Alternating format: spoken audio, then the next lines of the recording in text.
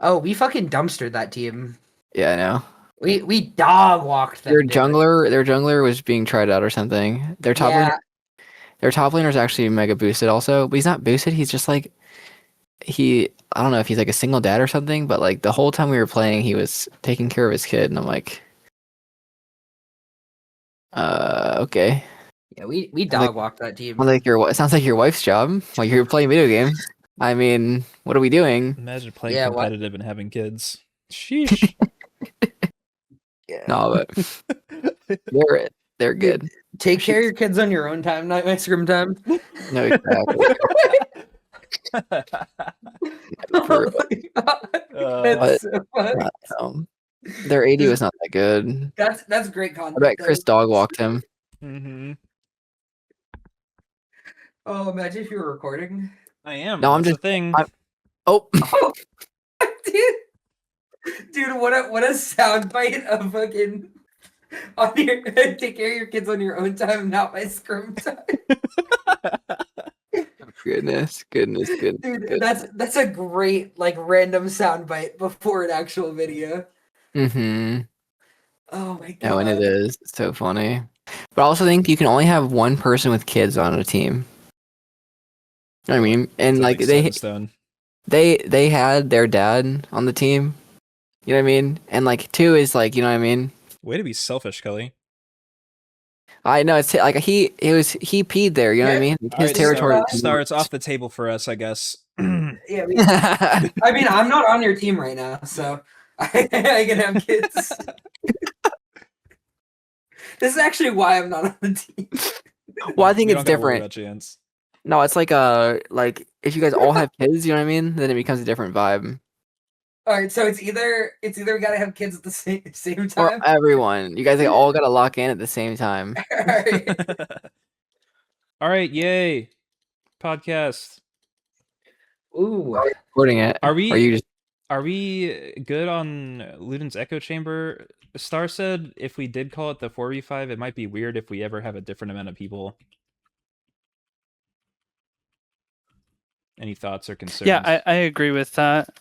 I think it would probably be odd if it was called that and then like Cully died or something. Or we had like a guest, or like people changed it out. Yeah. Someone decided it was stupid and they just didn't want to do it anymore, you know? Yeah. That sounds like also a valid one. Yeah. Especially if it was lettuce, dude. All right, well, now it's Luden's echo chamber, so we're just going with it. So we can just round table our league backgrounds real quick, like when we started playing, what role we play, any quick fun facts. Cully, you go first. Me? Yep. All right. I've been playing since season 4. Mm-hmm. As the classic goes, we had an older friend who was like all about League and the pro scene, got my entire friend group addicted to League, and then just like sauced out, never played League again, and just left us. They just dipped and left us with this problem. That's crazy. They just they just dealt you the gateway and then just got off it themselves. It's fucking that's crazy. And they never looked back, so it's a good time. Word. Okay. Star. Yeah, I've been playing League since like beginning of season 6. Like I think I had like a month in season 5, but like that was like leveling my account to 30. I'm a jungler. My brother got me into League when I was in high school, and then dipped from the game. Oh, dude. I have a feeling it's gonna be a trend. Yeah, oh god. Yeah, no. Just been kind of bounced around roles and like competitive leagues like a little bit, like back in the day, but eventually like got like good or better at the game, I should say. Playing jungle, and found that I like that role the best, and been a jungle main for like a few seasons, so yeah. Nice. All right, Chance. Okay. So I have been playing since kind of season 6. I leveled an account because I made some friends in college who played the game. And then I played with them a lot at the beginning of season 7, and then they all stopped playing and I was just left alone. And Oh, naturally, being like the less experienced person, I got forced to play support, and I have been playing it ever since. I think that might make me the only one that doesn't have the people who showed You me the weren't game just abandoned? completely abandoned me. They somewhat did. So I was shown League in season 4 in like a computer class in school when we just like weren't doing the work. They were watching LCS instead. And they were Right. watching a TSM versus Cloud9 like playoff game in season 4 back when they had like bonkers viewership. And there was 6 people, and 3 of them were TSM fans, and 3 of them were Cloud9 fans, and 2 of those Cloud9 fans were Parker and Alex, who still like play the game sometimes. Well, Alex plays a lot, but Parker like still plays like from time to time, plays like ARAMs and normals and stuff. And the reason I picked Cloud9 was because Sneaky was like from down the street from me. He like where he grew up is like 10 minutes away from me, so that was like the only reason I picked them. But yeah, I play mid. I'm playing since season 4. So I feel like everyone grew up near you for some reason. I feel like there's a different Florida's story every popping, week. bro. There be shit going on. Central It's Florida, Oh, one I- of the man. places. I claim APA, so Okay, well, we're in the big 2026 now, which means there's like role quests and other shit in the game that's never existed. Atacon's gone. Since we kind of play 4 different roles, Cully's like cosplaying as a jungler this season, even though he's really an AD carry. Uh, I'm what are a you guys' takes on the quests? And like which ones do you think are the strongest too?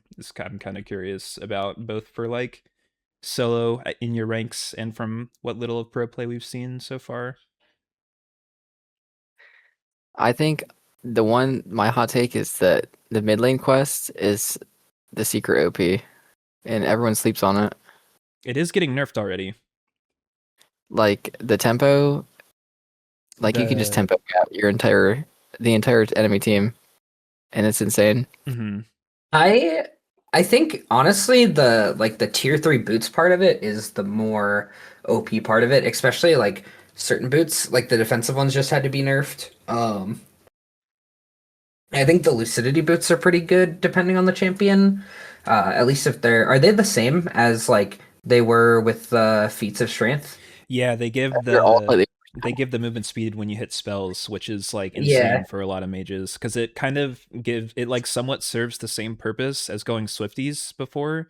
If you were a champ, like I know Syndra used to go Swifties because she is like Right. Thanos with move speed because she can cast while moving. But with the upgraded CDR ones, you kind of get like a similar effect where you have like I don't know what the number is, but like 60 move speed or whatever, like when you hit a spell. Yep. I think like the concept of the role quest is like a good move by Riot if they like it seemed like they weren't into the idea of like lane swaps being like a part of the game that much, right? And so like regardless of how you feel on that, if that's like how they feel about not wanting lane swaps in the game, then role quests were like a good like implement to make things kind of interesting. I feel like as a jungler, I don't really feel the role quests as much individually because like jungle's role quest is Yeah. kind of jungle item like it was before, so it's like kind of the same thing. I feel like the stuff like Atacon being gone like a lot more and like feats being gone a lot more than I actually feel like the quests themselves. Yeah. The only thing for support that like is noticeably changed is just the fact that I'm buying control wards where I like didn't before just because they're cheaper. Have you noticed the extra gold at all? You Like see, because like I how wasn't much spending more money on frequently? control wards, I don't know. Like how much more frequently are you Like, getting like third item and stuff on support compared to uh, before? Because that was like the I main don't thing was like know. most support builds were like 2 items and then like that was kind of it. Like you didn't really like factor in any like items after that. But now like there's like the mage support stuff where they go like a damage item first and then the the Helia plus diadem thing. Yeah, I feel like you can get away with stuff like that more, but like I don't know, is because the components for like tank support items, for example, aren't like that impactful. You don't really notice the extra items until you finish them. And in that case, like it's just not that often even that I'll be in a game long enough to get 3 items. So it's kind of like I have the 2 items and then I'm like buying control wards and then I have components for a 3rd item, but it doesn't really translate to like anything extra that I would have had otherwise. Mm-hmm.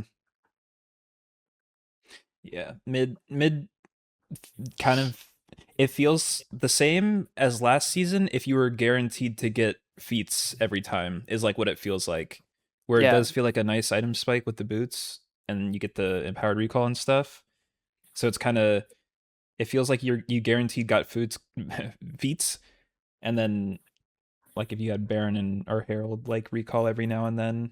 But it's kind of, it feels kind of the same, but it's like you said, it's the tempo. It's like the boots combined with the home guard and stuff has like made a bigger Well, like impact it on with summoner spells and like that type of stuff. That's yeah, like I was creeping about to into mid say lane. like summoner spells you get more options because you aren't like hamstrung into taking teleport except for like unfringe ignite users. Like you can do other things than just like, oh, now I have to have teleport because I'm playing mid lane.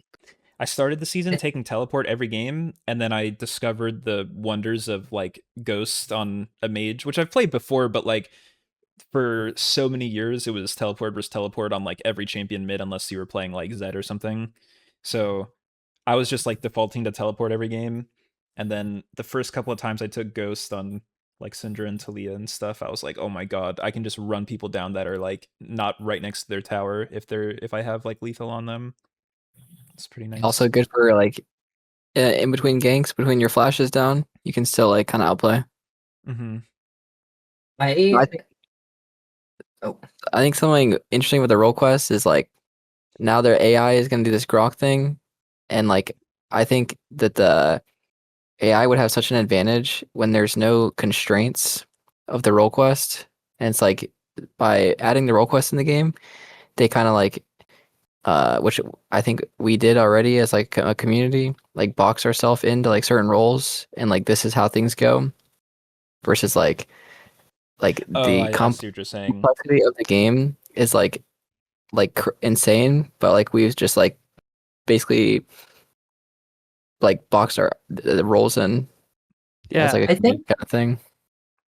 Yeah, I think like weirdly enough, for us, the game has almost become like more options with the role quest. Like I feel like again, like you mentioned with mid, like being able to take other summoner spells. I think top is kind of the same way with getting like the free TP. Like sometimes taking TP and getting the shield is really good, but like there's champions like Darius, for example, that are like didn't want TP in the first place, and now them getting like TP as like a bonus feels really, really good for them. And then like from like a jungle perspective, it's not the role quests themselves this season, but like Atacon being gone and like there being less objectives, it feels like there's like more pathing options in jungle that are like good, or like you can be a little bit more tricky with your pathing and like find advantages if you're smart about it.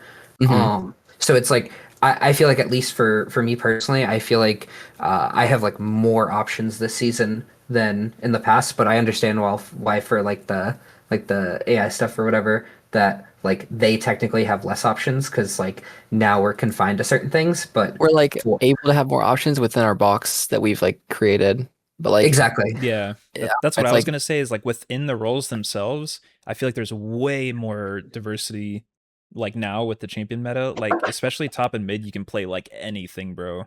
Like there people have been playing like Nasus mid and stuff like that because of the defensive boots and stuff, and you can just like recall and run the turret and not miss any minions. Top has like I think Varus top and bruiser all the tank range bits stuff, have and been so good. yeah, Everyone sleeps on it. New items are disgusting, by the way. yeah, Mr. Dusk and Dawn Abuser. I was a Echo main well before Dusk and Dawn was the thing. I will continue to be an Echo main.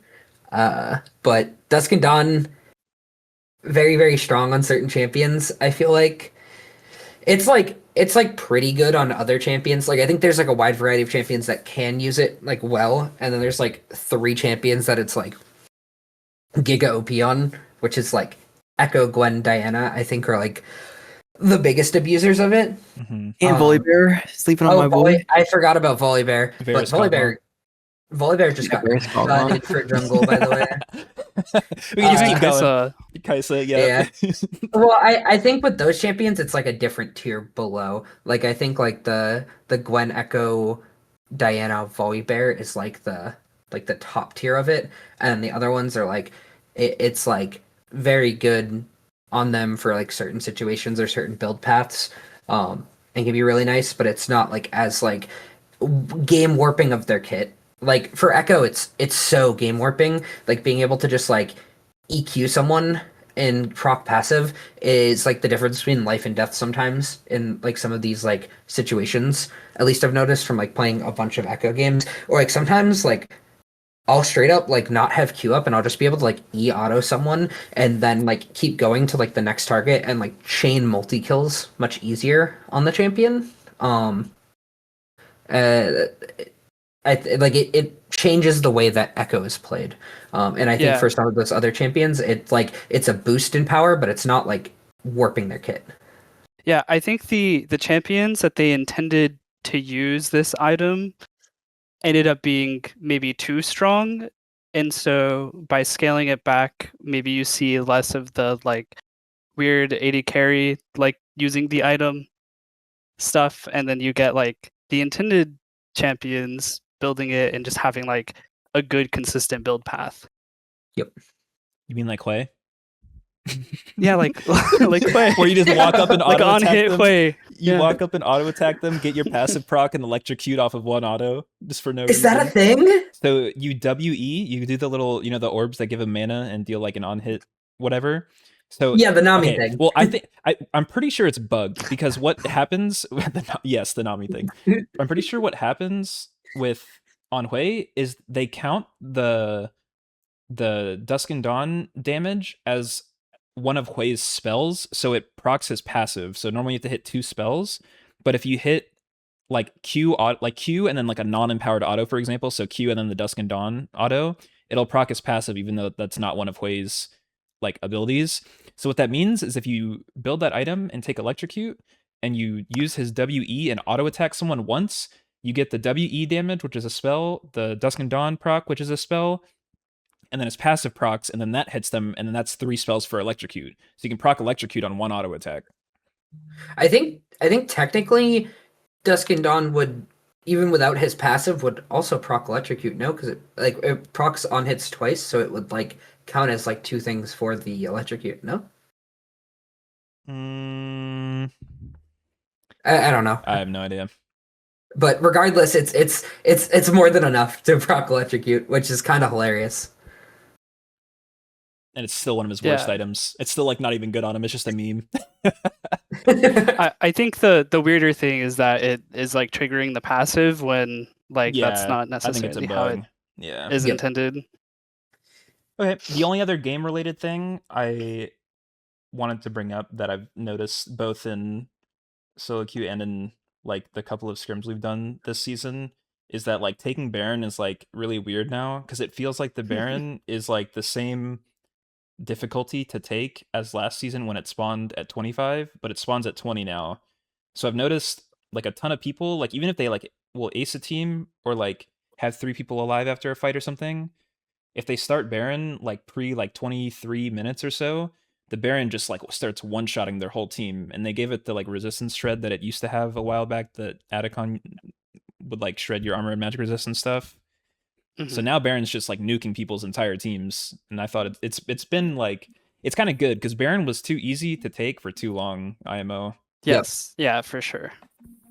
I think there is a difference in priority that I think using our scrim for example, like we were reviewing the game yesterday, and noticed that like there are so many times where we should be going to do other things, not like just straight up focusing on objectives. And I think Baron's a big one where it's like, yeah, you could kill a couple of people, but unless you completely ace the enemy team and it's like past 23 minutes, like you said, like those people are still going to respawn. They're going to get home guards. They're going to come and you're going to be wiped out by Baron by the time they get there.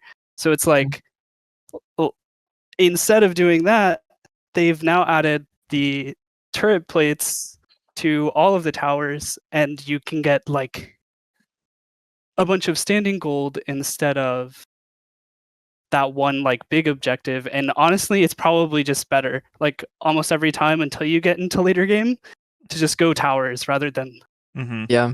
I think an my objective like that. biggest losing games in Soloq right now are when my like side laners aren't perma pushing waves and like you just insta lose.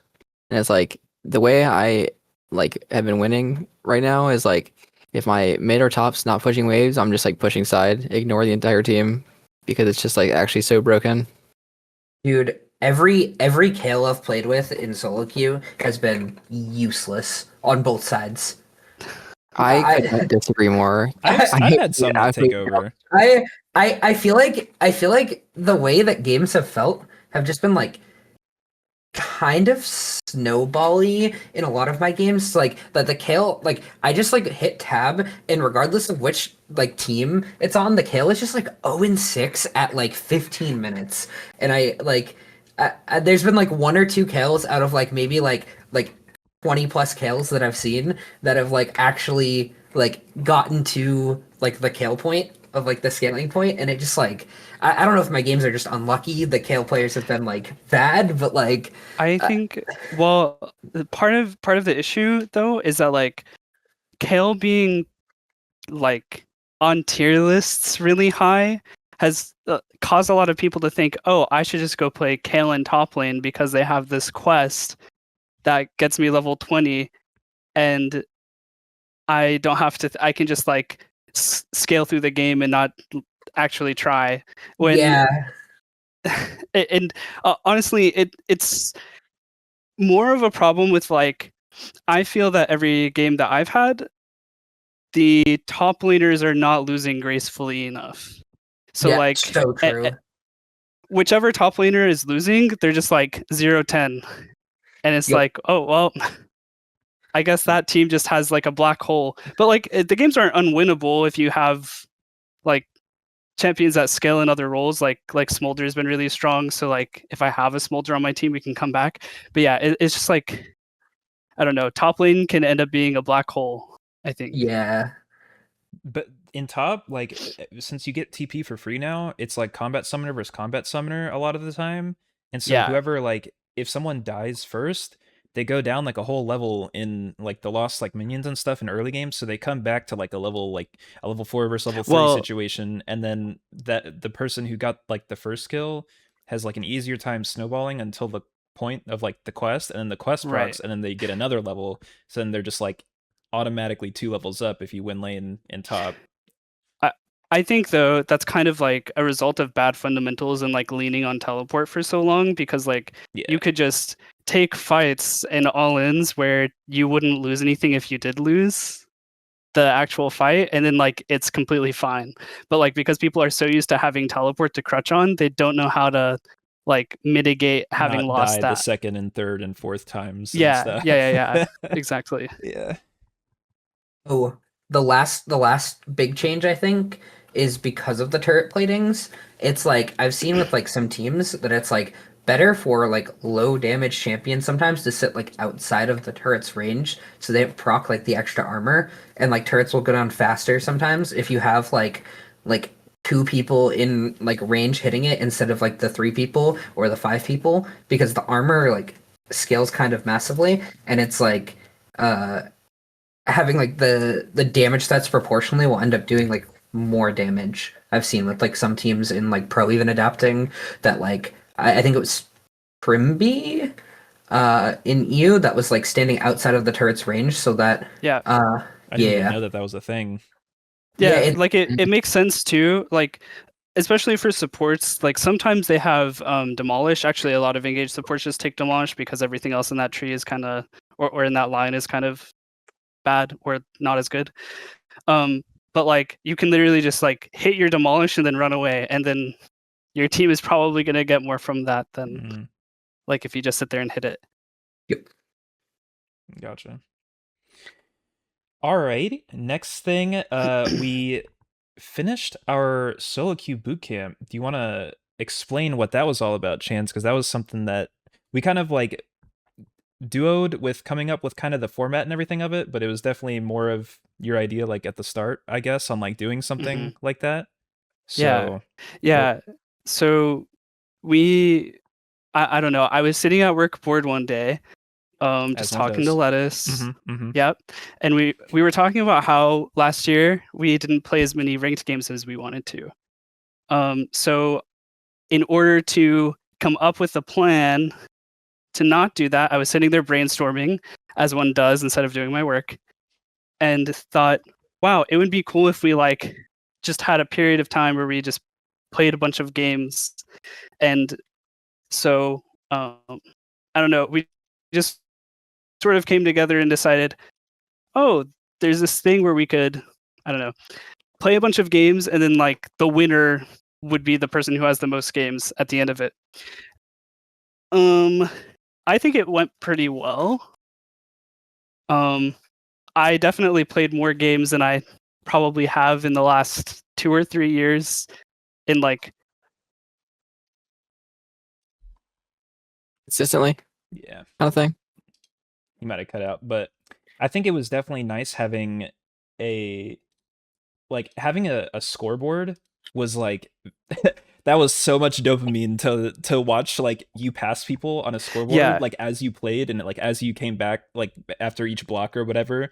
And then so the time span was 10 days, so we had 1 weekend to the next weekend to do it. And A, having the scoreboard, B, like having something to like track your games, and like some people did win rates and stuff on their sheets and some didn't, but like just having somewhere to like quantify solo queue and then combine it with like a competition element against other people doing the same thing was like way more incentive than just like playing the games for yourself if you wanted to like bot review. Yeah, let me clock in and do my 3 block. Yeah. It was a lot more like, oh man, look at this guy that's getting ahead of me. I need to hurry up and play more games. And but like Star and Cully, like you guys were just banging out games, and then like the rest of us were sitting back, just like, okay, I'm gonna try to slowly catch up. Dude, I had like 13 game lead on Cully at one point, and then like I blink and Cully's within 3 games of me, dude, and I'm like terrified, dude. Oh, and to be clear, it wasn't a competition about like who won the most games or who gained the most LP. It was literally just who can play the most games, and so Star like went ham on the first weekend. The first 24 No, I had you hours. beat in the first 3 days. I had you beat. Dude, the first I 24 don't think so. No. The first 24 hours I had 26 games, dude. You had me like you had me like at the start. You had me at like the start of the first night. You had the weekend killed me.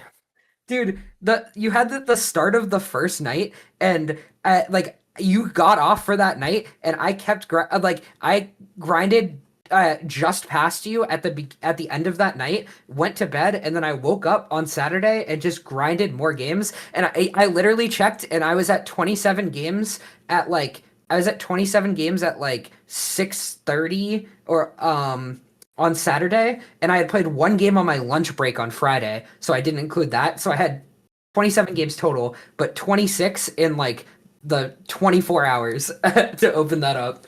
Bro, when I saw that, when I was clocking in on like Saturday night or like Sunday morning or whatever, and I saw that I had like 5 games or 6 games or something, and I saw Star was at like 25, I was like, well, this is like, nice. Well, this is a nice. I mean, but we did a pretty good job of playing consistently, and so it's not like we were that far behind by the end. I think like the gap was maybe like 10 or so games.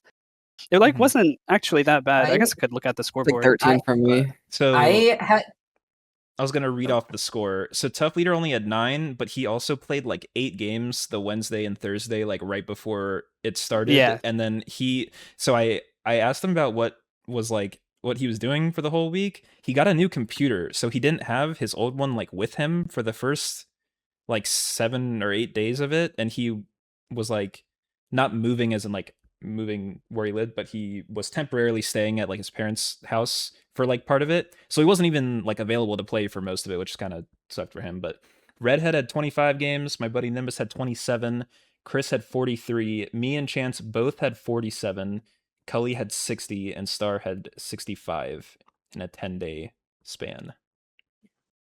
I definitely like started off very like right out the gates, and then I had like a couple days where I kind of got dragged into playing like other games with friends that was like non-league, like kind of like friend slot genre stuff. And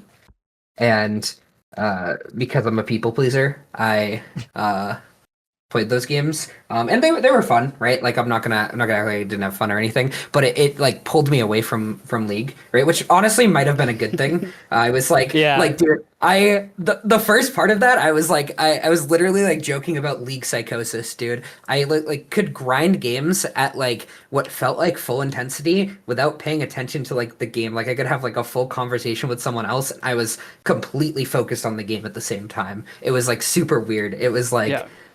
Split personality type stuff. It was weird, but enjoyed it a lot. I think I had 3 days where I didn't play games. Yeah. Did Clash or something. Clash, and Scrimblog, I think. In my head, I think I could have caught you on the last day, but I knew that if I kept grinding to get closer to you, that you would have literally stayed up all night the last day. Yeah, I knew if I was within a game of you, you would have got back on to whatever side. Yep. You would have stopped whatever you're doing. yep. I grinded like the last night too. I grinded until I hit like a point where there was just not enough time for you to like catch up, even if you got on to play, and was like, all right, he can't play 10 games in 2 hours, guys, and he played 5. Right. True. Oh, Well, I think we're gonna try to do another one. I was thinking at the beginning of March. That would be a pretty good break between them, and we can, I don't know, brainstorm about, if we wanted to try to do something differently, or if we want to just keep it the same and keep running with it. But I know. yeah, We I feel like it was talked- pretty good. I know we talked, Chance, about I might not participate next time, and I might just like stream like casting games and like hopping between like people's games and spectate, Yeah. instead of like participating, and just like adding like a little extra kind of like thing for it. Like I might just put everybody who's participating like in like a certain part of like my friends list, and just like Yeah. go and cast and stuff. And I think that'd be like cool, give people like incentive to play as well, maybe. hmm And then, like you said, you could also have people like join the stream and talk about the games and talk about what's going on and stuff too. Yeah, I think that would be a really cool idea. Yeah, I like it. I think that's like the direction I'd like to go potentially, and we can like flesh that out a little bit. But could be fun. Does anyone have any big takeaways from, because it was nice to do it at the time we did it because it was new season and all of us want to play Yeah. competitive in the new season as well. So it was like a really easy way to like spam what the game just kind of felt like to be in the game, and like all the new objectives sure. and the quests and like what the champion meta and like all that type of stuff.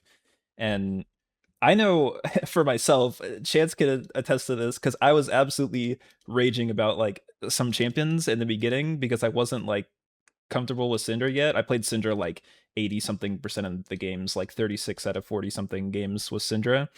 And then my last, my OPGG right now, my last like 15 Syndra games are like ridiculous, just hard carrying like every single game, like 10 kills plus in all of them. But at the beginning, it was very much not like Yeah, that. if you look at the like 8 or 9 games before that, it's like, oh, loss, win, loss, plus. But even the wins, I'm just Yeah. like 5, 8, and 3 or something. I'm just like, Right. I'm Yeah, feeding and until that's I where we get got the to- meme of your Yeah. average deaths per game. Oh my god! Yeah. Until I would get to the like 120 shards where you're just like one-shotting people because you get like a bunch of free AP on Syndra, and it like doesn't matter how behind you were, you're still just like one-shotting people. But yeah, the first 10 to the last 10 games difference was like insane, and I think playing that many games like that quickly to pick up on like the patterns of what I was doing was like such a big help, even though I felt like a zombie sometimes, like in the middle of it, just like no energy, still like queuing over and over again. But yeah, did you guys have any Well, like I big had kind of gameplay takeaways from it? yeah, I had basically almost a full-on crash out where I stopped playing League of Legends. I felt like I couldn't win any games. Just like the typical narrative stuff that people have about like, oh, teammates, blah blah blah blah blah. And I would get like significant lane leads basically every game playing support, and then mid game would roll around and I'd feel like I'm doing nothing. And I would just do nothing. And I'd be in the wrong place and I'd do nothing. And I didn't really realize that at first until I started playing the game and like thinking about, what exactly is going wrong if my AD carry has a lead? Like, why are we not just turbo smurfing the game? And finally, I had my full crash out and realized that, oh, I just don't know what the fuck I'm doing because the game changed. And so I've just been kind of trying to rewire my brain to think about it's not just run to next objective. There's like more things to do on the map There's downtime. via like the towers and yeah. I feel like I had like almost an opposite experience where I feel like there's like in the past kind of been like a lot of potential man statements about me that like friends have said of like, oh yeah, if you just like actually like one tricked Echo and like put in time like and stuff, like you would like climb and stuff like that, right? And like the statements like kind of give almost like an imposter syndrome type of thing because it's like I always like not the person to grind rank games, or I'll play a bunch of different champions like when I do. And I use this like boot camp as an opportunity to one, grind a bunch of games, and two, to like dedicate myself to actually one tricking Echo. I was picking him every game that he wasn't banned, and like it gained a lot of confidence in myself, I feel like, because the games like were going smoothly for me. I felt like I was always like an impact in those games, and like I felt like I was actually like proving those statements correct. So for me, it was like a big confidence booster. And like that was just kind of awesome for me personally. I had like a weird experience of like having a duo queue account and a solo queue account. And I actually played on my duo account more, and that account passed my main account despite starting much lower, just because of like the amount of games and stuff. But like win rates were very similar on both accounts, which I thought was kind of interesting. But I think like this season suits me very well, I've noticed, because it for jungle it just like encourages creativity in pathing now. It's not like the same boring full clear pathing that you have to do. You like can do it, but there's like more opportunities for like cheeky ganks, like cheeky invades, like stuff that like adds variability to the game, and it feels from jungle, I feel like I have like a lot more control of the game this season. Mm-hmm. No, I think I've been like in a multi-season crash out over AD carry, and like just like the role has no agency early, and it's like clearly, I think switching to does, but jungle where it's like, I mean, I don't know, super low agency role. You like either stomp lane, and then you're just so fed that you finally do have agency because you're so ahead of the opponents, or you're just like kind of a passenger until you hit 3 items, and then switching to jungle. The role I'm like feel like in my head it could be just like me, my AD carry brain, and just being like so crashed out over it. Where it's like there are games that are like, I don't know. I've heard the like it's like you can only like actually have impact like 70% of your games half the other like 50% of your 30% is like fully unlosable and fully unwinnable. But I genuinely in this role, I'm like there are like very few unwinnable games, and the games where I lose, there are things like I can like it's so easy for me to see like I actually like could have won this. In Jungle, you mean? Mm-hmm. Where it's like I don't know, I or it's think toxic, or it's like over accountability from this like being in like a learning mentality too. I think correct me if I'm like wrong on this, but I don't know if you feel this in Jungle, but like there it does feel like there's like less unwinnable games, but the unwinnable ones feel so frustrating because the unwinnable games are generally like all three of your lanes are just like The triple lane losing loss is and brutal. and yeah, like when that happens, it feels like so much worse when the games are unwinnable from Jungle because I feel like you're also just like the first person to be blamed by your entire team. Your like top laner, mid laner are both getting solo killed on cooldown. Like, and like they're just like, why aren't you impacting my lane? Even though it's like unplayable. It like it feel like again, a lot of games like aren't like that for jungle. A lot of games are like you have the ability to have impact, but when you don't and the game is just unlosable, it just feels super frustrating in that role. Um, I don't know. I think there have been like 3 games in this boot camp that I felt were like genuinely unlosable or unwinnable, and it was like literally you look at their OPGG and it's like a Smurf, and it's like so like the most obvious Smurfs, and it's like I'm getting gapped, and that's why it's unlosable. Oh, Not I like got someone banned for smurfing, by the way. I that's reported them, and and I got the thing that they were banned. I faced the same jungler twice, level like 34 account, no like same. 94% Hecarim win rate, dude. Like, and it was just like, and the thing was like, I don't even feel like I played like bad into them. My like laners in both of those games just had no object permanence of like a Hecarim. Like we'd see him on Hmm. vision, and 5 seconds later, my mid laner's dying to the Hecarim, and I'm like, what do you want me to do? Like it was just The like. one The one was like versus a Kindred Smurf, again, like an 80-90% win rate. And I mean, I lost. It was like Chain losing her marks. Like, it was also like losing lanes in the worst spots, but like, it was like she knew where her marks were going to be before they were spawning. Yeah, that's It was like, I don't know. I got gapped that and it was insane. And it that was like, I that look at her OPGG after the game and it's like 90% win rate.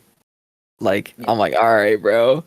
Dude, that's something I can't that even be mad about that. if I you just got continue, I got master classed. yeah, if you continue playing jungle, by the way, that's something that you should just like go and look up and like figure out like the how the mark thing works for Kindred. Hmm. Because even if you're not playing Kindred, it's really nice for playing against Kindred. No, and I Like did play a game of Kindred after, and I mean it was so bad. I lost dude, every mark. yeah, Is that that you got I was stopped like, by a champion? You're like, oh, I can do that and play that So you champ, and gotta then you play just it, run yeah. it down. like I'm like, oh, there dude, is some tech here that I have not unlocked yet. yeah, It's there's insane. I like well I won't say like one tricked, but I like very much took a lot of time to like learn Kindred at one point. I had an account that was named Dance of Arrows, which is Kindred's Q.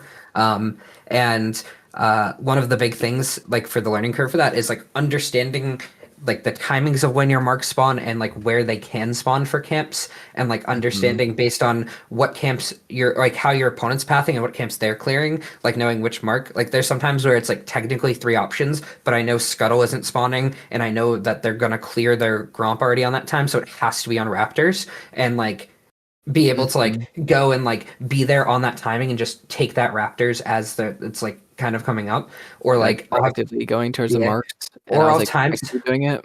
yeah, or I'll have times where like the first mark is always on a Scuttle Crab. So if you don't get the coin flip originally and you don't have any marks, your next one's gonna be on Scuttle. Hmm. But there's times where like I'll go and I'll sit for like I'll have like a Scuttle at like one auto for like 10 seconds in situations where I know like both their other things, like if I have like one mark and I know it has to be Scuttle, Gromp, or Raptors, and the other two are cleared, I'll like sit on the Scuttle one auto away for like 10 seconds, and then the mark will spawn, and I'll just get the mark. Where if I had like killed it 10 seconds beforehand, I'm like missing out on a mark. Mhm. So like there's a lot of stuff like that with Kindred that is just like stuff you have to get used to when playing. That there's like a lot of like knowledge check learning curve to the champion. Yeah, I think in jungle, just regard like in general with a lot of stuff, Mhm. it's like a very like Oh, punishable by the do you not. know? Do you know about the 550 Gromp slash Raptors tech? 550. So your second clear, you should save. Assuming you got a scuttle on your first clear, the last clear you should save your last camp, whether it's Krugs or Gromp, until 550. If you have to back before it and walk back to it or whatever. But the reason why is because your jungle snack comes up. So that second second rotation of that final camp, if you wait till 550, you get another jungle snack, and it does 2 charges of like your smite thing dropping. So it drops it down to 20, which gives you the next like rank of smite. So then when you fight the like next rotation of scuttle spawns, right? You have a better smite than the enemy jungler, and that scuttle crab will That's the get one you that gives 6. level So if, 6. Yeah. yeah, so if you win that smite fight, you have 6 and they don't, and if you have a better smite, you're like obviously gonna win it. And then you just like completely destroy them, and the game's like over for them. Interesting. I did not know that. Yep. But I mean, you get 6 regardless, but it's just a coin flip if you don't wait till 550. You just have a Yes, better exactly. smite if you do wait. So like you Yeah, you're more auto guaranteed win. to get it. No, that's what happened. Yukino did that, I think, last week. Evelia. It maybe I didn't really watch the LEC games. I think someone did it in the DSG Sentinels game. I was actually like watching that this morning. I think in one of the games that happened as well. But Kismet. yeah, I think so. He played good, even though Um, he's like not their normal player. yeah, dude, he played so good, dude. Well, okay. Did anyone Does anyone have any plans for LBLCS outside of so me, Chance, and Cully have been scrimming, and I know Star, you're scrimming with a different team. Yep. Are you playing I in actually this split of LBLCS? yes, we are. Nice. So we got our roster together kind of. We've played 2 scrims together now, so it's very new. I just kind of left my team that I was playing for. Is it the one that I Great, filled great. in for?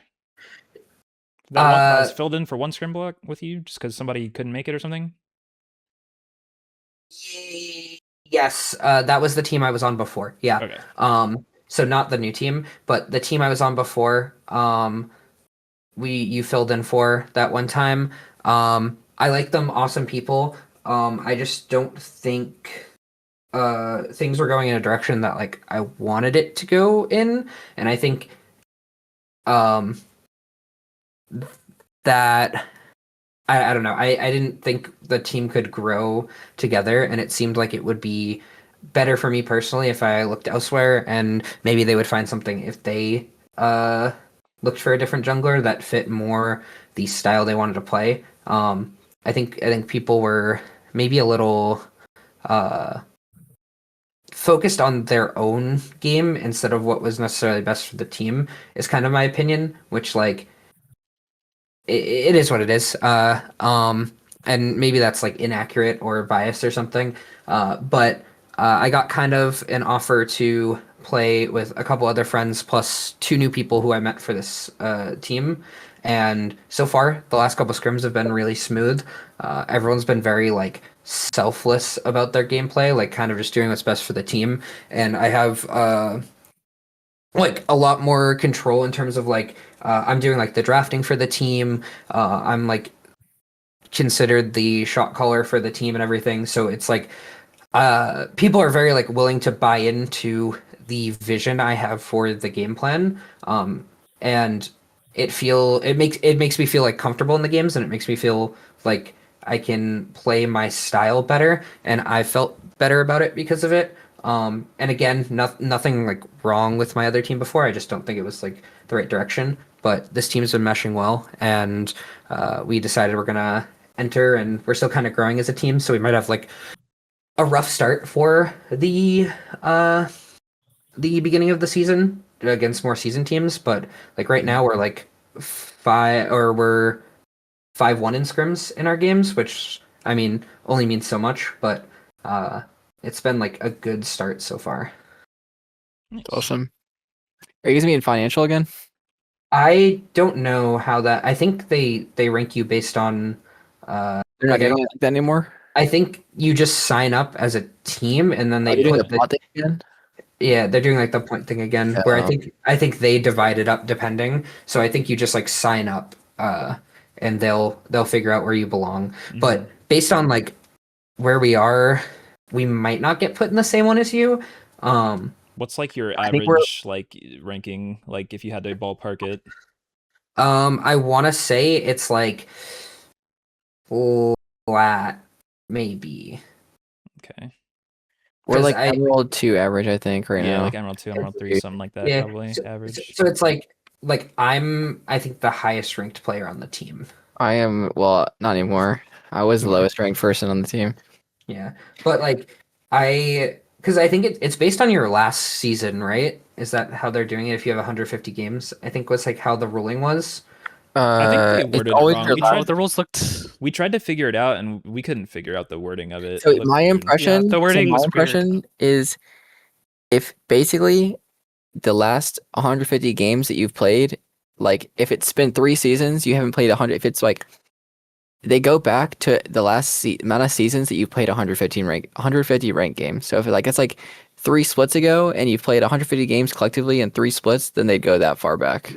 Yeah, Is how I read it. ours is really weird too because one of our subs is like, I think the last time they played they were Emerald, but they don't play the game anymore. But like they actually like bump our rank average. Actually, Chance, you know them. It's Sig. So Sig doesn't even have a league installed on his computer right now, and because you need like 7 players, and he was like, yeah, fuck it, I'm in. I'll be the first person to win LVLCS while not having league installed. Oh my goodness. That's And funny.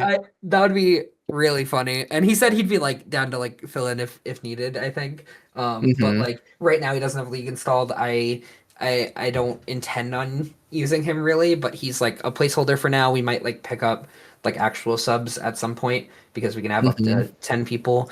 But it was just for like getting our like ballot in and stuff. Right. Yeah, you and just gotta him get it. yeah, him also being like a higher previous rank means that like we won't maybe get like shafted on like points potentially if we add like higher ranked like people as well.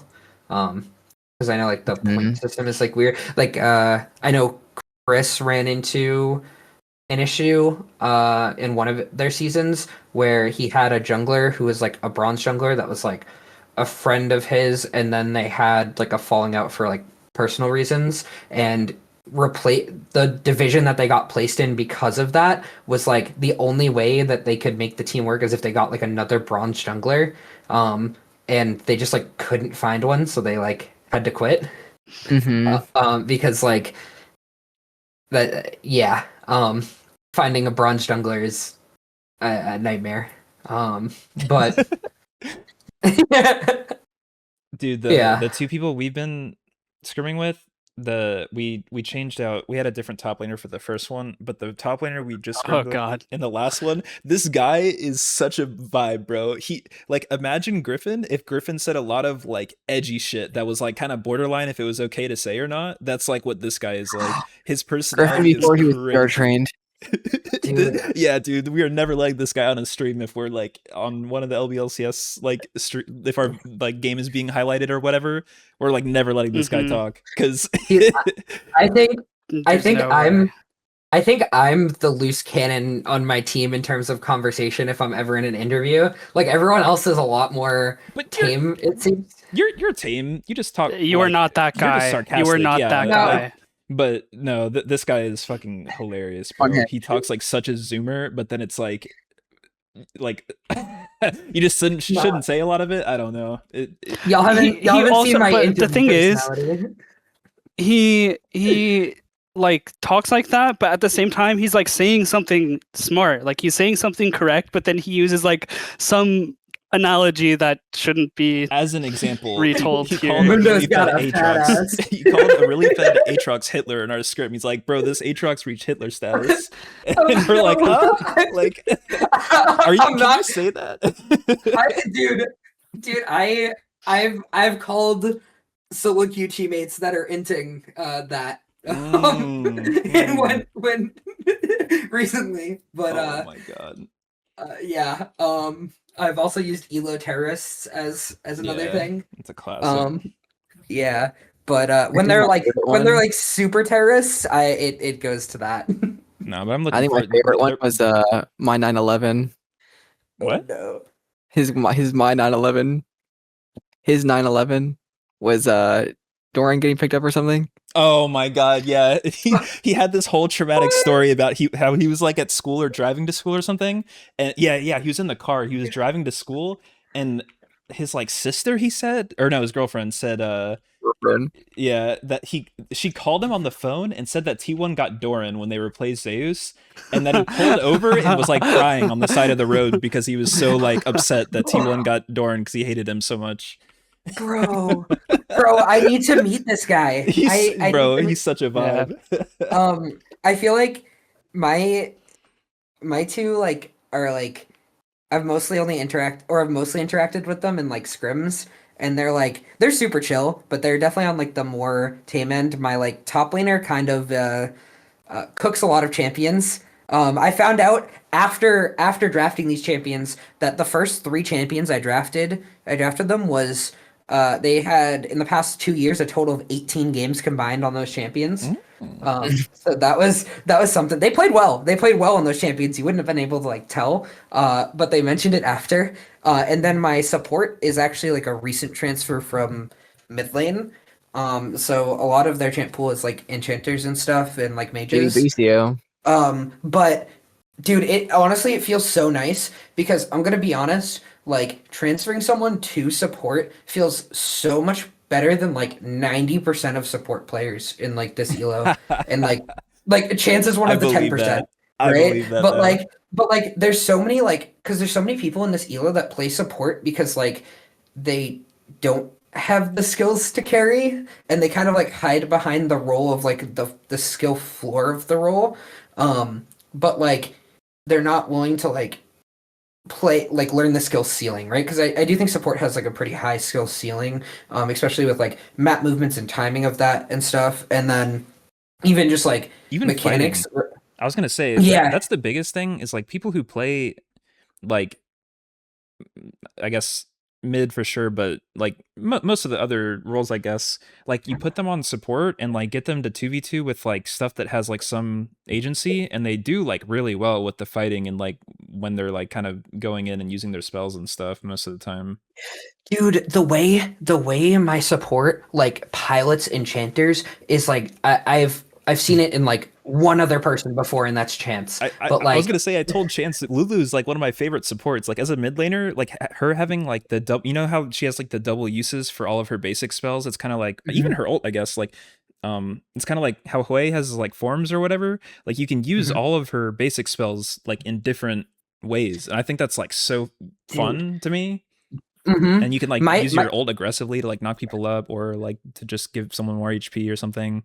Yeah. My support is like always positioned correctly. There was one game in our scrims where we like started off losing like really bad, and we had this insane comeback. And one of like the big moments was my support's playing Morgana, right? And they're like the enemy team is like at our like bot inhib essentially, right? And we're like looking for like an opportunity to like find a fight and like break open the game and like a comeback essentially.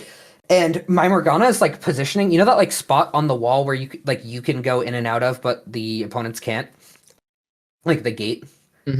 Out of your base. Yeah. So like my Morgana's like positioned there, talking like super calmly about like, hey, I'm gonna be looking for an opportunity here. Like, and I feel like normally in those situations, especially when you're down as teams, either like communication can cut a lot of times with teams, or like you get really panicked about like forcing the thing and like you miss execute on like a potential chance. And like they were talking so calmly that they were looking for this engage, and they just like found this like Morgana like flash R engage that like we were all looking at, we were all posturing like for, and they found like the right timing for it, and they hit like a sick like flash R and like Zonias, and we just like wiped the fight, and then it caused us to win like the next like 2 fights or whatever. I like smite stole fourth Baron, and then we won the game off that. Fourth Baron. It's Fourth, crazy. Fourth dude, Baron. it was fourth Baron, dude. It was the Oh my sickest. God. Like I was playing Xin Zhao, and it was a raw flash smite over the wall that I just like frame perfected it too. It was great. It was like this. It was cinema, dude. And we like won that fight, and then we won the game. But we had like a Jinx Vigar comp. It was Aatrox, Xin, Vigar, Jinx, and Morgana, and they had Olaf in the top lane who was fed, which made it really hard for us to play, uh because like Olaf can kind of like run through a lot of our like stuff, like our the way our comp works, right? Um and that Olaf being fed was my fault. I fucked something up really hard in the jungle. But I don't even remember who their jungler was. Oh, it was Amumu. So they had like Olaf, Amumu, Xerath. Um, That's such a weird 3 champions, by the way, to like put together. yeah, Olaf, Amumu, Xerath. Oh, what were the last 2 champions? Oh God, I totally know this. It was game 2 of this. Oh, it was Draven Leona. So like a lot of their champions outside of the Olaf like couldn't really get through like Vigar Cage and Xin Zhao and like Morgana like super well. But like Xerath could kind of poke outside of it, and like Olaf could run through, and those were like the 2 fed members. So we were kind of like sort of in dire straits until we hit like really insane item spikes. And Olaf, like the last 2 fights, randomly was just like hitting me as Xin Zhao. And my like carries kind of popped off. And my Aatrox was just somehow like perma zoning the Xerath out of fights, like an absolute hero later on. And like it was like our first scrim together, it was our second game together, and like it felt really good. And like it was something that I feel like, especially for new teams, like managing to have like a comeback win that like you're down so far, or you're down so hard so early, and like managing to take that game to like 40 minutes and win is like, and keep communication up is like something that a lot of teams in like the competitive scene are like unable to That's do. one of the best. All of my best experiences with competitive are when you're still like it's still a good like time playing the game when you're losing. Because Yeah. I've been Mm-hmm. on probably like 5 or 6 different teams, and it's like such a big difference if everyone's still like jiving and if they're like joking around or whatever. If even if you're getting like hard stomped or something, or if you like get O2 or O3 a series, if people are still like in a good mood, it's actually so much like less stressful. It makes it like way more fun. 100%. Especially Okay, because we're like not pros. it is Yep. time to move on to the last thing. I had a good segue about the 4 Barons meme because Dignitas played this weekend, but then we like kept talking. But My bad. so what is anyone watching any regions that aren't LCS? Because I have watched like zero. I've watched like No. some retones and the first like 2 days of LCK, but like since then I've watched like nothing. But I did watch every LCS I think it's game. just I watched a yeah, decent it's just amount kind of of LAC. easier to watch. I watched all of LCS. LCS, I think. Yeah, I just Well, have except I did LCS. not watch the Dig, whatever the super long game. Lion vs Dig. No, it was that Or was a not Dig. stomp. PSG Sentinels.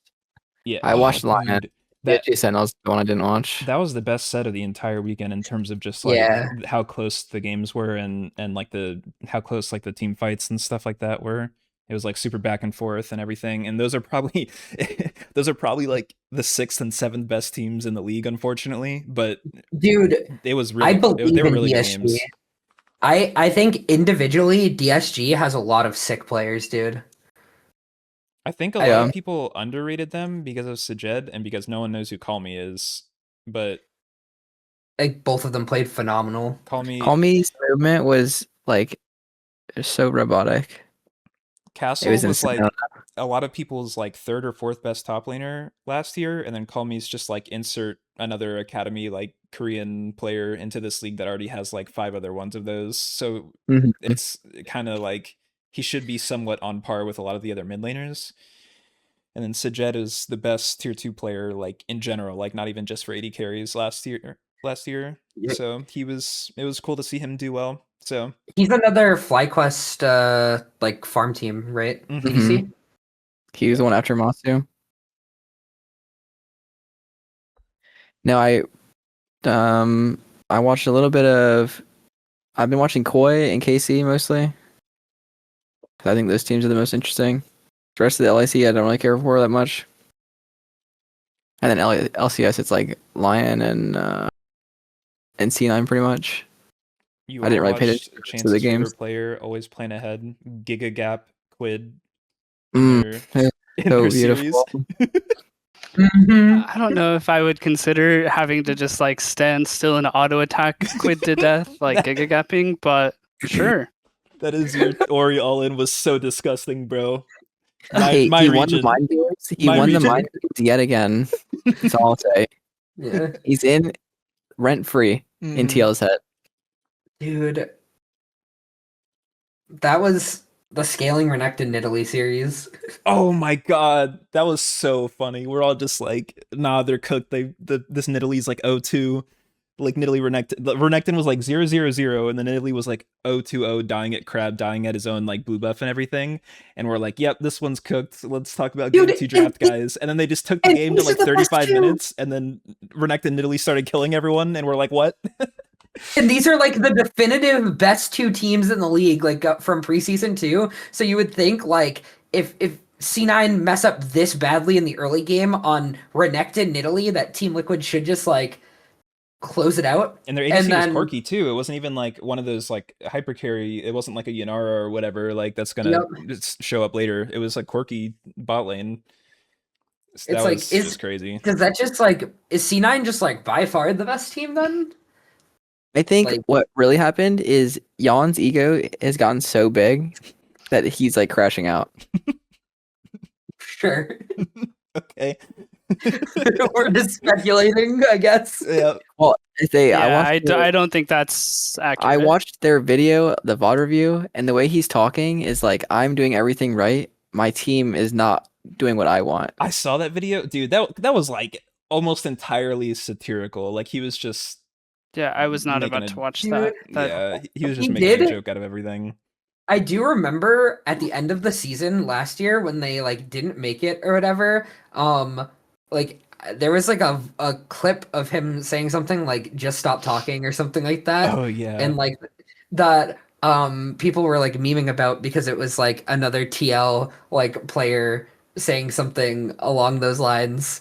Mhm. Much like a Dardock, pick me whatever, let's just lose in peace. Like people were memeing it that way. And so like maybe Cully's not wrong, but like I don't know. I think that like TL team was like dysfunctional by the end anyways, and that's a very different roster than what we have now. So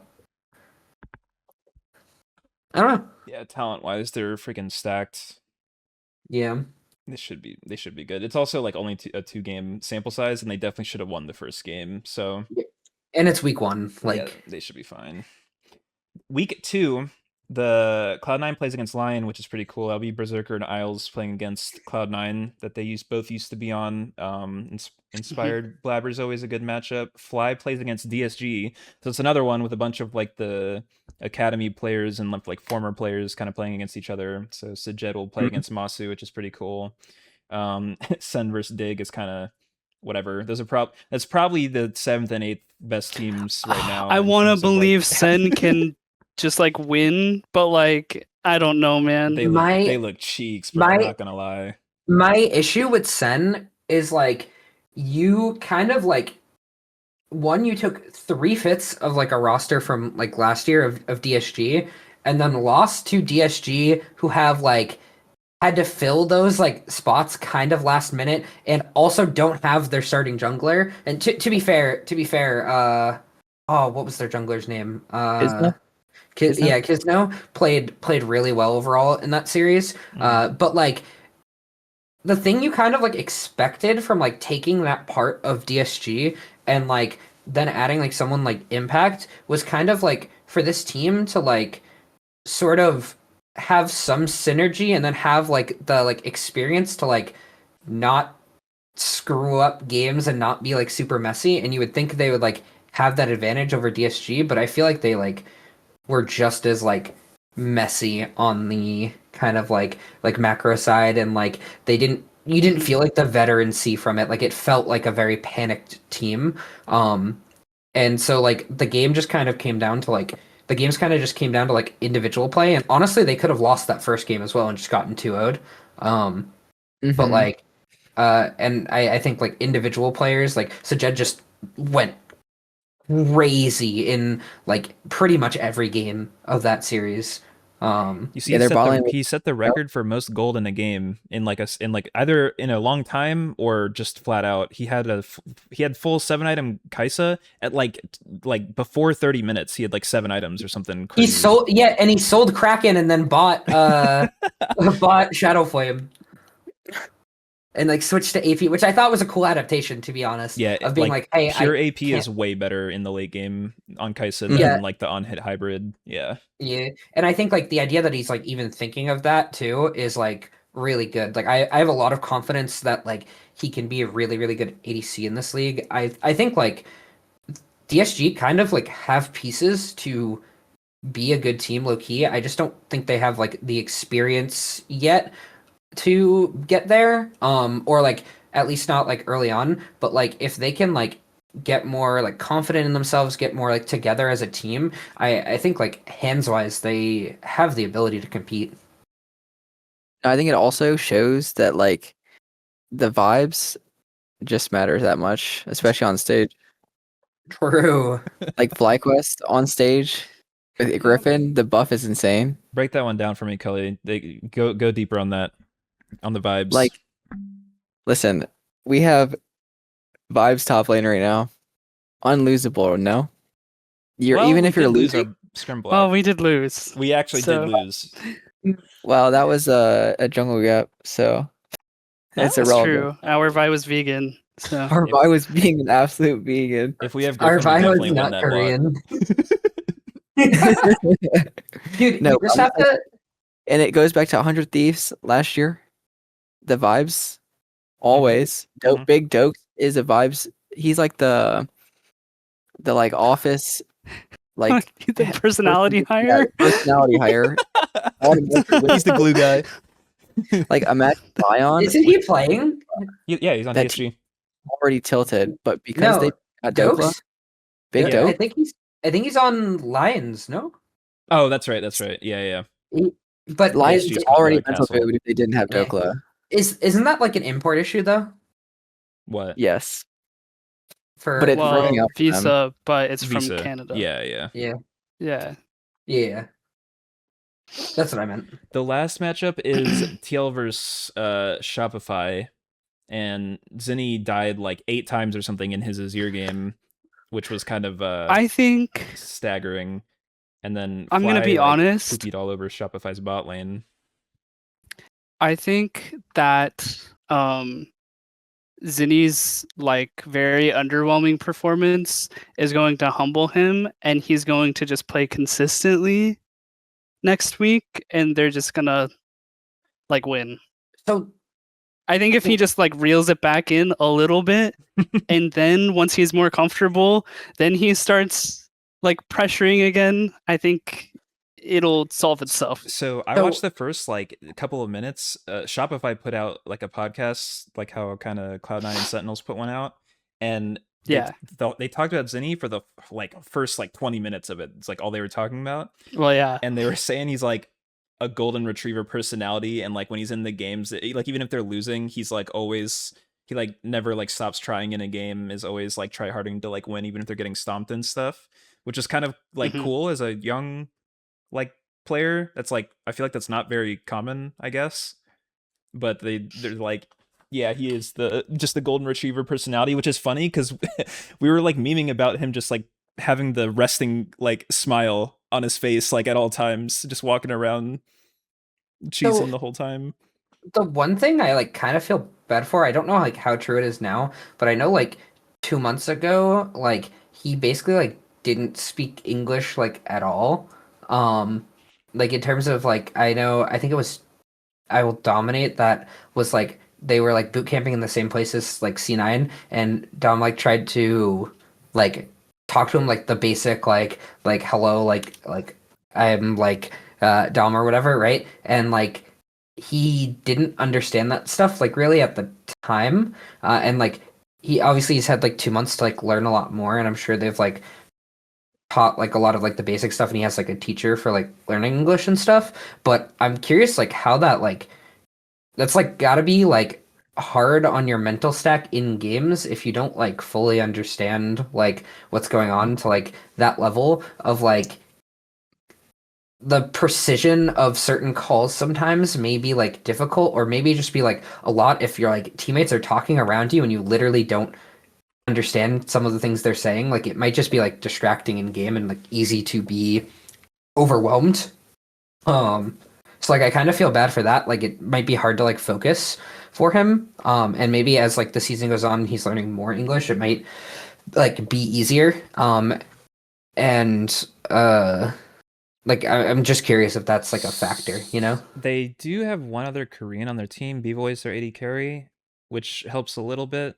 Mm-hmm. And I think B-Voice speaks English well, because Contracts was talking about how Zinni not speaking any English is like the first time he's played with someone who has like a full language barrier like that, where it's like they can't really talk about anything really because his English is like really underdeveloped so far, which makes me think B-Boy Mm-hmm. speaks English at least somewhat like okay. I've never heard of him Yep. speak English, but I yeah. think on the bright side though, like Shopify could have won their first game Yep. last Mhm. week. Yeah. So I think it's like perfectly possible that like they just reel Zinni in a little bit. I think they need to reel And Contracts then in a little bit, bro. Did you see this guy just like pressing R button on cooldown on Malphite, like no one around him and Bro. everything? That was rough. Well, he's used to playing with Palafaker, dude. Oh yeah, that's it. He was like the part of their roster I was worried about, because he wasn't good Yeah, last year either. I That think was a Malphite some for games sure. that he looks bad, he's like micromanaging the team low key. Is the vibe that he gives. Like his mental stack is playing the map I for his don't I don't team. I don't think it's a micromanaging issue when you're like ulting like solo ulting someone on Malphite when your entire team is not there. Well, he's not getting Uh, micromanaged. That's the thing now. I thought By you were saying Palafaker. him. Oh, Like Palafox. dude. Sorry, oh, sorry. Palafox okay. and their team low key, no? Oh, I thought you were talking about contracts. I Oh, was my like, No, no, bad. no, no, no, no, no. I was Contracts like, is like the attack dog. yeah, I was gonna say like I don't think it's that hard on your mental stack to play Malphite. Like Mm-hmm. that champion's not I think difficult. also like with the way that TL lost and the way that they drafted in game 2, quite honestly, like I think it's possible that even though Shopify lost, that they could end up winning this week. I don't think it's out of the realm of possibility. I do think that if like it comes down to Morgan versus Fudge, I don't know. I'm probably gonna pick the Korean. And that could be like a really like weak point So the in the loser game if of they play toward Morgan. that matchup Mhm. plays the loser of Sen versus Dig, because those would be the only two O2 teams. So whoever loses that game is Mhm. probably winning their O2 game Oh, I anyway. forgot it's Swiss. Yeah. So the winners is C9 versus Lion and Fly versus DSG. So DSG, unironically, like that's not a bad matchup for them. Like it wouldn't be a crazy thing if they beat Fly and they could be in the 2-0 I game. don't. Fly is Maybe I have Fly higher on my power level than you do because I don't think it's that easy. well. I I think think they Fly should is win. I have Fly like 4th or 5th, I forget.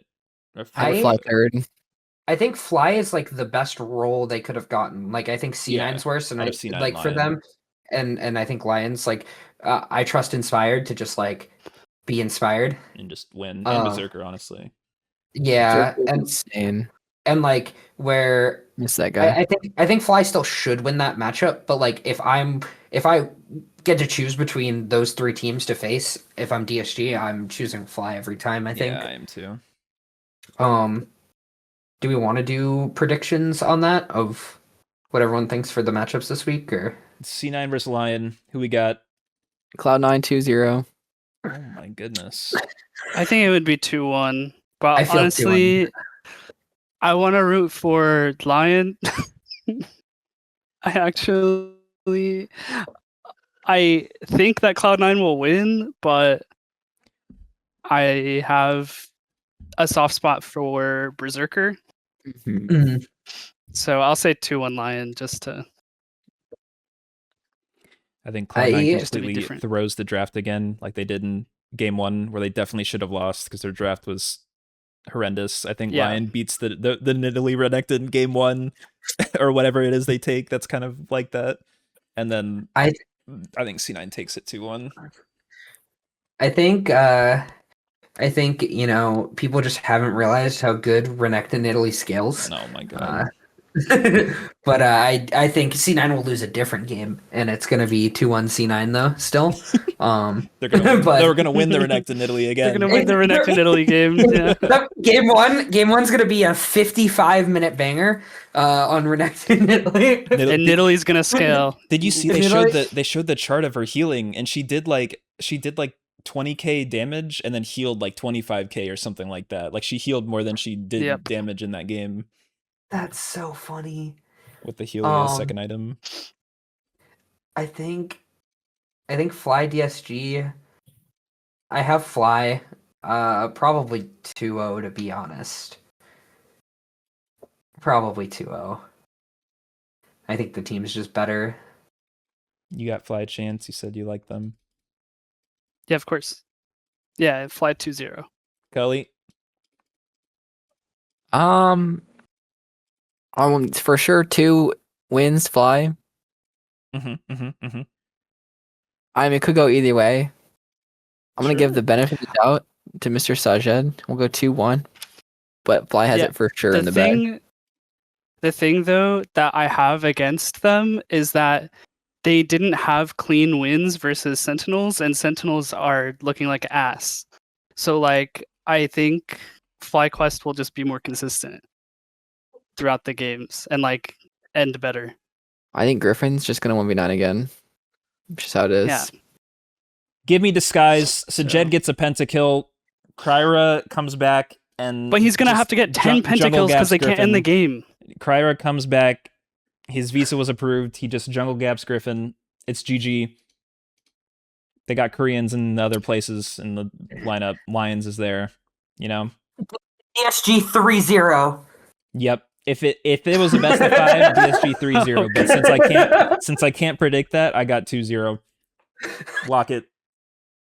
Holy! Sen versus Dig. I don't think anyone cares. Ew. I think both teams lose. I think We lose as viewers by having that game scheduled. I'm watching the I Will Dominate coach stream for that one. He's gonna crash out. He'll be Dude. coaching. Oh my god. Oh my god. Well, wait. It depends on the day. No, because if C9 plays I don't know if they play on the same day. I guess, yeah. Because he has been co streaming as well. They probably do play on different days if they play both the winners at the same time and both the losers Yeah. at the same time. So yeah, there will be the co stream then. So yeah, we get to watch Dom crash out. So Does anyone have Dignitas? Dignitas. I think the Sen players are just better. I think yeah. Yes. even though both teams suck, the Sen players should just win. yeah. Does the DSG bot lane Now back? how or- clean it's gonna be? Um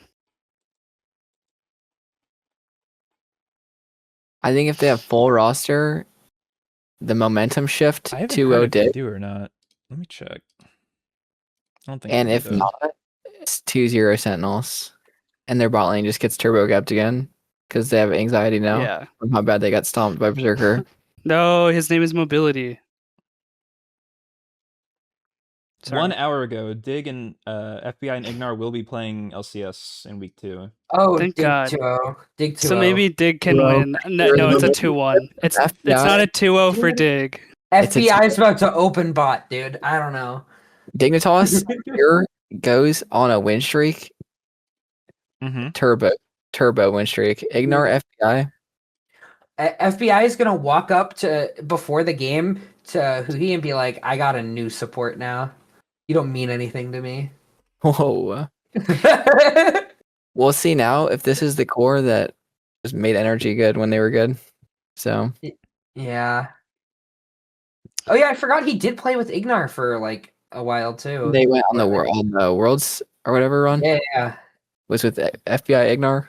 Yep. The synergy's already there. Palafox is already there with synergy. So it's kind of free, no? Yeah, maybe. Right. Maybe. Right. I still think 2-1. Will they beat Cloud9? If Dig somehow wins, it's 2-1. Lion? No.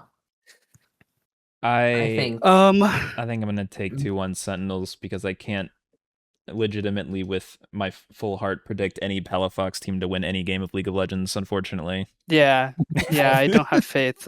I'm going- I will believe him while he's doing it, but I won't believe him outside of watching him play the game. Yeah. yeah. No. This game last week, I think XU played super aggressive and inspired, and I think it was respectable. I think Meteor hits the LCS theater. I think the guy Nobody retired, wins. didn't he? XU? No, there's what? No. He's talking about Meteors, dude. No, I'm talking about the Chinese jungler Meteor. Oh. There's a player actually called Meteor. Wait, And then remember what I team was he gonna played make for. a joke because there's a Korean Valorant player named Meteor who's like Oh, there super is. fucking good. But TL versus Shopify. Shopify 2-0. 2-0 is That's crazy. I think if Shopify win any games, TL is also going to win a game. So I'm still gonna say TL 2-1 because I think they're gonna fuck up. They- I think Spawn's gone, no? Who cares? Well, I think the team goes down like 3 notches when they're not getting coached by him in person. I think it's gonna be Shopify 2-1. I think we're seeing the collapse of TL. I think they're just gonna collapse the Swiss stage. Classic, no? And I think they might bounce back when we get into like the first split, but I just see like an utter collapse of them in this entire Swiss stage. I think you lose to Scaling Renekton in Italy and your season's just over. I don't know. I could not agree more. Well, they did lose to probably the best team in the league. That's what I was so gonna say. I wouldn't Well, put it's them like very I feel low like, because of that. I feel like when you're like propped up to be like it was supposed to be a 2-man race, a lot of people were talking about. At least like the common thing, right? Like obviously there's some people that are gonna have different inputs, but like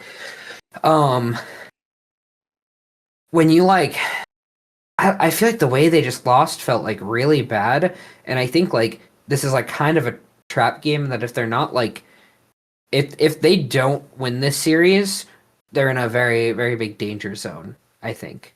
Like I feel like Yeah, but I think they're just gonna win. I don't think that. I think they're gonna 2-0. I don't really think that it's possible. I think I don't know. I think Shopify played worse in their series than TL played in their series, and I think Yeah, they I agree. started from a higher point. Like most players and like people who talked about League said that TL was the best team coming in, and I think losing to the other best team doesn't like doom them necessarily. I think Jose will just completely giga gap contracts. look, and I'm hopefully they'll predicting the draft collapse. Zinni pop Okay. off. Zinni Listen, 3 pentas. I was like Survived. rooting for Shopify actively in their series because I wanted the Zinni pop off too, and then he died 8 times, and then You were a series early, buddy. I don't know what to tell you. Well, I'll be rooting for Shopify, but I think I do TL's gonna think- win. I do think Zinni will look better, but I think that it's just He's also going against Quid, so this is It's probably the just, two best mid laners.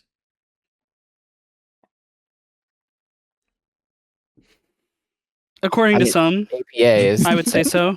one. I I don't know. got a little stun locked for a second that you think APA is not the best mid in the league. Oh, true. My bad. Dude, rep my boy Dark Wings. Oh my god. I don't know about that one. Yeah, right. Oh He looked a little bit rough. Okay. He looked a Dude, little bit passenger on that last couple games they played. He killed Kaisa one time. He was full on passenger vibes. How is the like snowstorm that's like going straight through the entire country doing for you guys? What's your like weather like the next week? I think it's supposed to start snowing. Cold. Oh. I think I'm only getting like a This couple. weekend. I think I'm only getting a couple inches. Yeah, I got 1 inch on the way. That's a lot. That's a lot of snow if you really. Some would say too much snow, but Someone would say really snow. I'm gonna check the Yeah. forecast right now for Saturday night going into Sunday, but I saw maps where it was going to be below 20 degrees in Florida. It's gonna snow in Tampa for the first time in like 70, like since 1970 something, so like 50 years or something. The first time it'll ever snow here. Yeah, the low for Sunday is 28, it says on my phone, but I saw a radar that said it was lower. Maybe that was like with wind chill and stuff. That is brutal. We've got a low of 7 degrees here. It's crazy, bro. And it's gonna be single digit temperature in the Panhandle though. Alrighty, I think that does it. Thanks, guys. We made it happen. We did the hell thing. yeah. Yippee. I'm hyped to see the recording. I gotta pee and also join my team At the same time? So, well, no, but Oh. Nice. I Love that. bye. Okay, guys. Thanks. Bye-bye. Bye-bye.